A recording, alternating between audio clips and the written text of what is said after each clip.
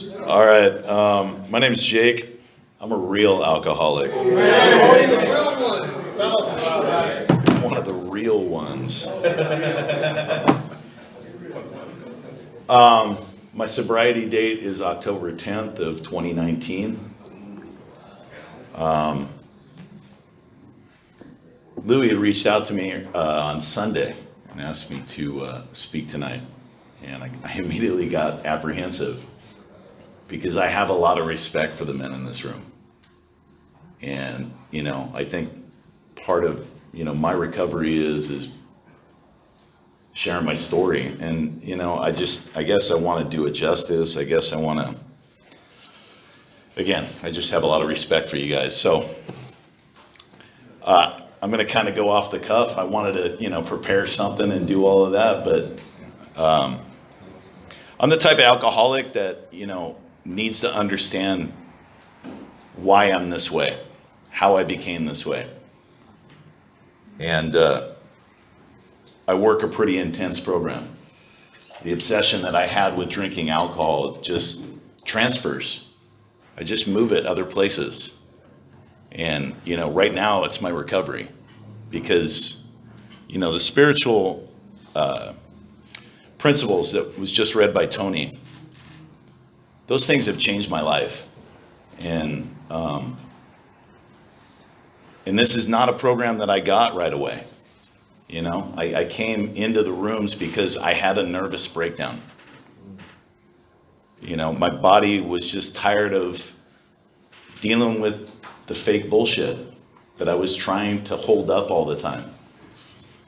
I recently bought the Matthew Perry book at Costco, the guy from Friends. I don't know if you guys know his story. I don't, right? I was curious about it, read the book. And he's talking a lot about like how he qualifies to be in these rooms.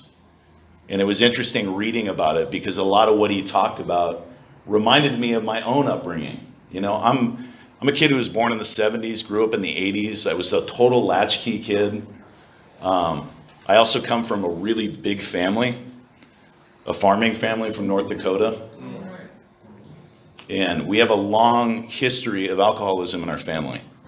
We also have a long history of shame and things that we don't talk about, things that we stuff into a closet and hope it goes away.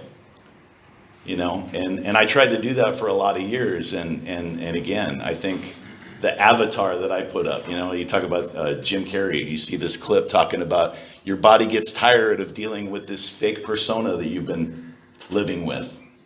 Your body just says, fuck you, I'm not doing it anymore. Well, that's kind of what happened to me. And I think, when I first came in, what got me staying was the fact that it was a very real possibility that my wife and daughter might leave. My wife had kind of had enough of my shit. And me slowly regressing into being a child again, my wife had to really step up. She had to kind of run the house. She had to raise my daughter. And it's amazing that she's still around, But I needed to get clean because I didn't want to lose her. But I realized real quickly in the program that if I wasn't getting sober for myself, there was no way I was going to be able to keep this thing, right? And so I did the 90 meetings in the 90 days. I was in treatment for 3 months. Did some sober living for a while after that.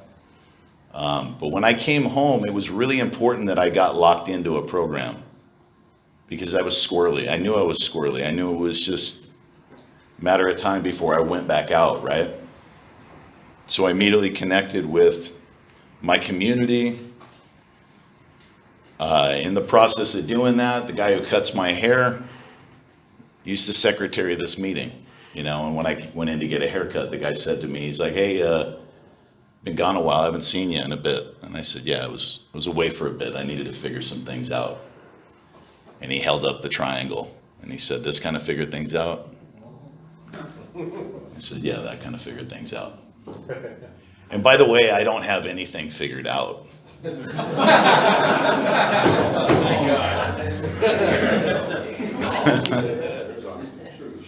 You know. Don't hold your breath. Yeah, right. The one thing that, growing up in my household, I grew up with really emotionally immature parents. And when they had emotions, they were big emotions, and they took over the house. And there wasn't a whole lot of room for a kid like me there. And so, I slowly learned how to be small, which denied me of my emotions, and that development and trying to figure out who the fuck I was. And because of that, I still deal with feelings of inadequacy, abandonment, constantly trying to fill that void. I'm the type of person that I need to do things in order to feel worthy, because that was the only way that I got the attention of my parents, was achievement. And when that didn't work, deviance. I'm going to act out, because if you're not paying attention to me when I'm doing the good stuff, I'm going to do some really bad shit to get some attention. The unfortunate part with that, it was, there was also a lot of tempers, maybe some physical stuff. And I minimize that, you know what I mean? I haven't really leaned into that. But thank God for my mom, because, I think that if there was anyone that was trying to have some space for me, it was my mom. And my mom was a big reader, and my mom really encouraged me to learn, because I was a curious kid. And so I read a lot, and that was really great because it gave me language.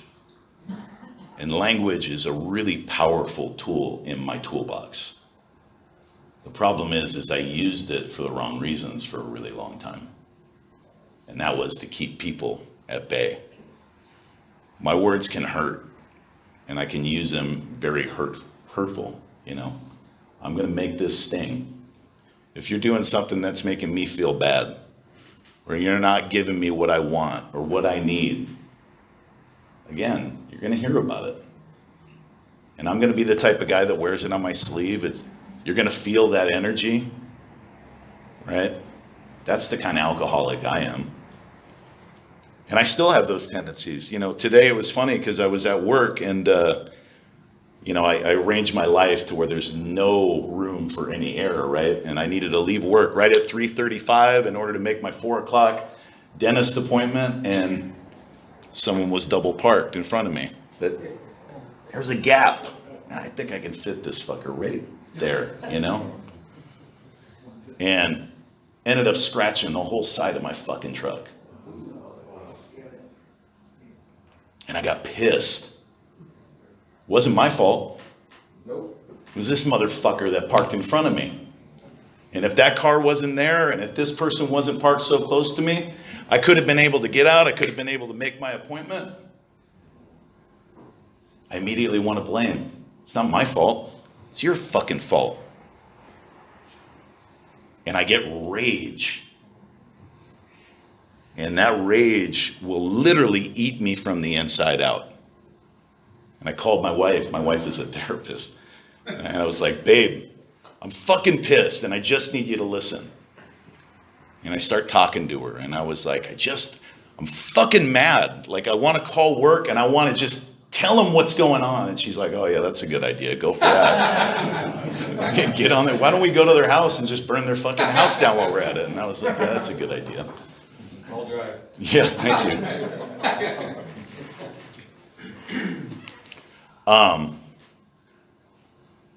But I did that. I was the guy that tried to fit it through that opening.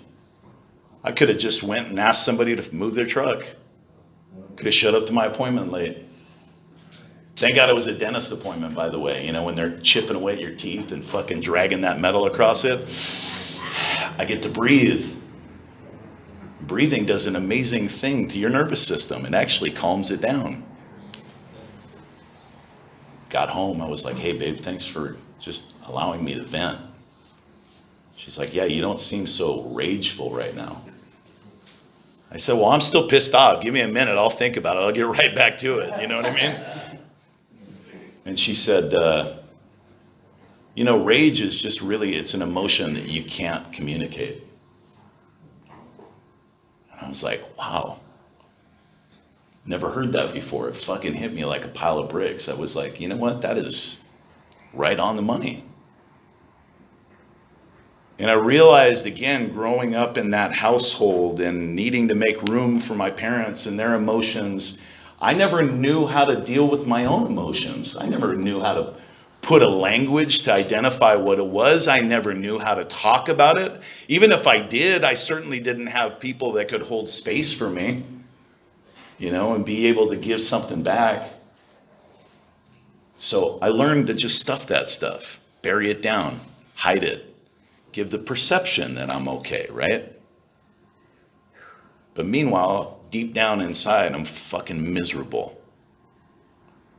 My insides don't match my outsides. And I get resentful because you're not giving me what I need. But how would you know? Because I'm not fucking telling you about it. That's the type of alcoholic I am.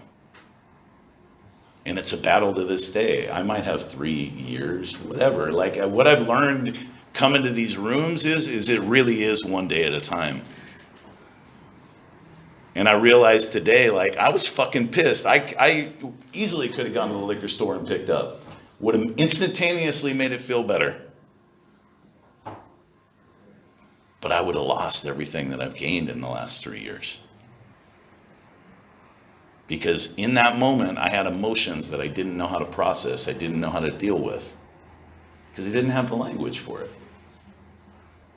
I still don't even know if I had the language for it. But here's the thing, like, I'm learning about myself. For the first time, I'm 45 fucking years old.